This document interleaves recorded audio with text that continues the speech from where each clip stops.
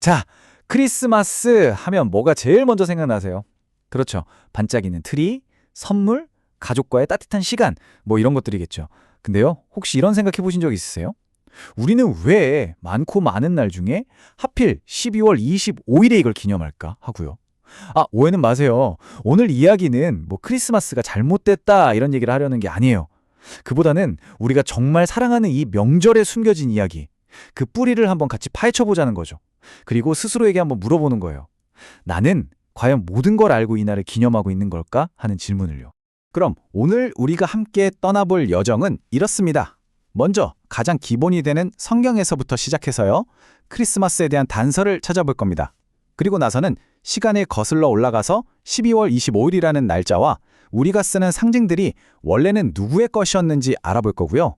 또 성경은 이런 뒤섞임에 대해 뭐라고 하는지, 그리고 이 모든 걸 알게 된 우리는 이제 어떤 선택을 해야 할지 차근차근 짚어보겠습니다.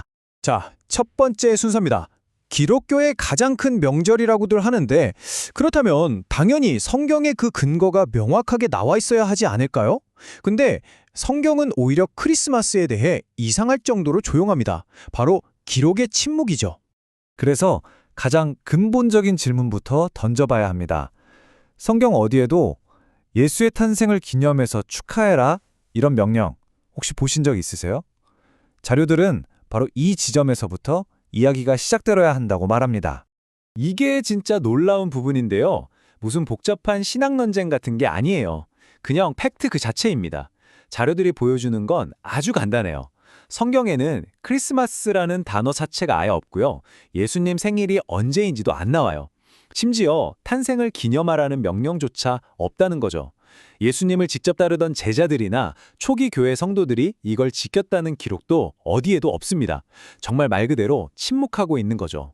오히려 성경이 우리에게 기념하라고 아주 명확하게 딱 집어서 명령한 게 하나 있긴 합니다. 근데 그게 예수님의 탄생이 아니에요. 바로 그분의 죽음입니다.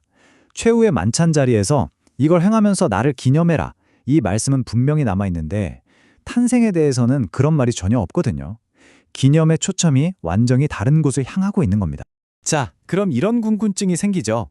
아니, 성경에도 없는 날짜라면 대체 12월 25일은 어디서 툭 튀어나온 걸까요?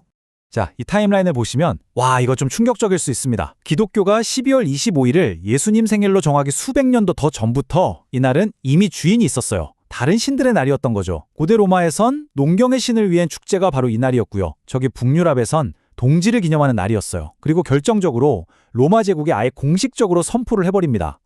이날은 바로 정복되지 않는 태양신의 탄생일이라고요. 그러니까 12월 25일의 원래 주인은 예수님이 아니라 태양신이었던 셈입니다.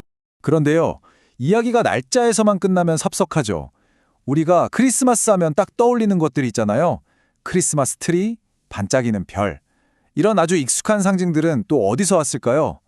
이걸 파고들면 정말 더 놀라운 사실들이 기다리고 있습니다. 크리스마스 트리는 옛날 사람들이 영원한 생명의 상징으로 숭배하던 상록수에서 왔고요. 산타클로스는 북유럽 신화가 그 시작점이었어요. 근데 여기서 제일 좀 섬뜩한 건 베들레헴의 별에 대한 이야기입니다. 우리는 보통 아기 예수한테 경배하러 가도록 길을 밝혀준 착한 별이라고 생각하잖아요.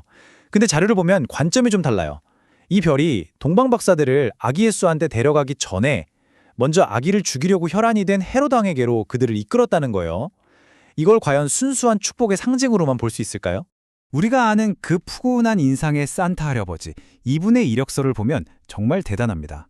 그 뿌리는 북유럽 신화에 나오는 하늘을 나는 신 오딘이었고요. 여기에다가 가난한 사람들을 도왔던 성 니콜라우스라는 실제 인물의 이야기가 싹 더딥혀져요. 이게 네덜란드 이민자들을 통해 미국으로 건너가서 산타클로스가 됐고 마지막 활용점정으로 코카콜라가 광고에서 지금의 이 빨간 옷을 입히면서 지금의 글로벌 스타가 된 거죠. 그야말로 신화와 종교 그리고 자본주의가 만들어낸 완벽한 콜라보레이션입니다.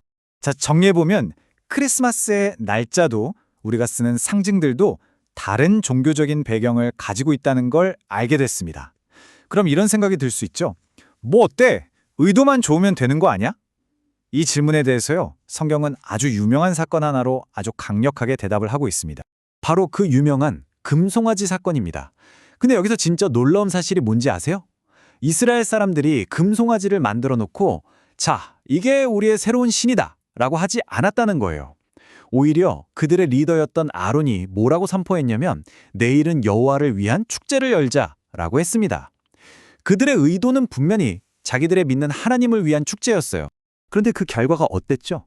그들의 좋은 의도와는 아무 상관없이 하나님은 그 예배를 보고 엄청나게 분노하시고 아주 단호하게 거부하셨습니다. 도대체 왜 그랬을까요? 자료들은 바로 이런 걸 혼합주의, 영어로는 싱크레티즘이라고 설명합니다. 하나님을 예배하겠다는 마음은 좋았을지 몰라도 그 방법이 문제였던 거죠. 이집트에서 보고 배운 우상숭배 방식을 그대로 가져왔으니까요. 즉, 하나님이 정해주신 방법이 아니라 다른 종교의 것들을 마구 섞어서 예배하는 것. 이 금송아지 사건은 이런 혼합주의가 얼마나 위험한지를 보여주는 성경의 강력한 경고등인 셈입니다. 자, 이제 머나먼 과거 여행을 마치고 현재로 돌아올 시간입니다. 이 모든 역사적인 사실과 성경의 원칙들을 알게 된 지금 우리는 이 지식을 가지고 뭘 해야 할까요? 이제부터는 바로 우리 각자의 선택의 문제입니다. 그럼 크리스마스를 지키면 죄가 되는 걸까요? 자료들은 그렇게 딱 잘라 말하지는 않아요. 12월 25일이라는 날짜 자체가 뭐 선하거나 악한 건 아니니까요.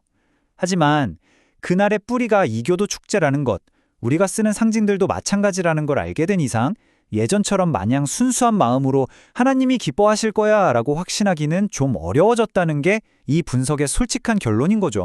결국 이 모든 이야기는 우리를 단 하나의 질문 앞에 세웁니다. 여러분의 믿음은 그냥 모르고 따라가는 믿음인가요? 아니면 모든 걸 알고서 선택하는 믿음인가요? 그냥 남들 다 하니까 늘 해왔으니까 이런 수동적인 태도가 아니라 불편한 진실이라도 마주하고 내 양심에 따라 능동적으로 결정하는 것. 어쩌면 오늘 우리가 나눈 이야기의 진짜 목적은 바로 여기에 있는지도 모릅니다. 오늘 우리는 크리스마스라는 익숙한 풍경 뒤에 숨겨진 낯선 역사를 함께 들여다봤습니다. 이제 여러분 앞에는 저울이 하나 놓여있는 셈이에요. 한쪽에는 오랜 전통과 즐거운 문화가, 다른 한쪽에는 우리가 오늘 살펴본 역사적, 성경적 사실들이 있습니다. 이 이야기는 여러분께 정답을 강요하기 위한 게 절대 아닙니다. 여러분이 충분한 정보를 가지고 스스로에게 부끄럽지 않은 선택을 내리도록 돕기 위한 것이죠. 자, 이제 모든 것을 알게 된 당신의 선택은 무엇입니까?